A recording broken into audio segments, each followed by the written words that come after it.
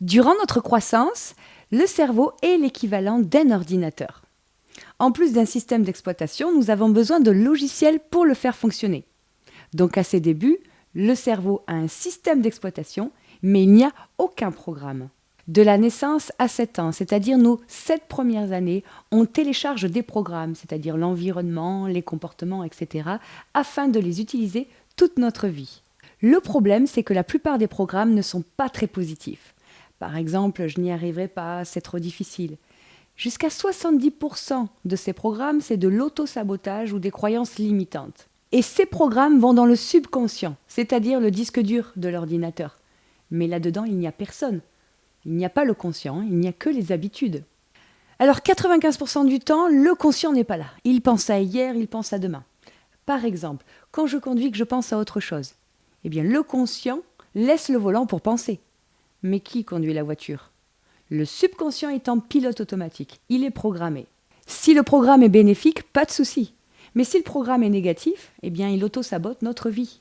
Et 95% de notre vie est dirigée par nos programmes. Mais là-dedans, il n'y a personne, il n'y a pas le conscient qui choisit. On est capable de changer ces programmes et de reprendre le contrôle de nos vies, en reconnaissant personnellement que je suis responsable de comment je vis. J'ai développé ce point dans d'autres vidéos sur la chaîne YouTube. Quelles sont les solutions pour changer nos programmes ? Il y a l'hypnose, l'auto-hypnose. Par exemple, juste avant de vous endormir le soir, vous êtes dans ce qu'on appelle l'onde θ. C'est l'imagination, c'est le mode de l'hypnose. Donc vous mettez des écouteurs avec des programmes que vous voulez, soit d'affirmation positive, de méditation, etc. Car quand vous vous endormez, le conscient n'est pas là. Le programme va dans le subconscient et là c'est une manière de changer nos programmes. Vous pouvez créer aussi une nouvelle habitude quotidienne et s'entraîner régulièrement. La répétition. Entraînez-vous chaque jour pour changer nos croyances. Et devinez quoi ? C'est devenu un nouveau programme et votre vie change. Nos croyances sont un choix, pas une idée fixe.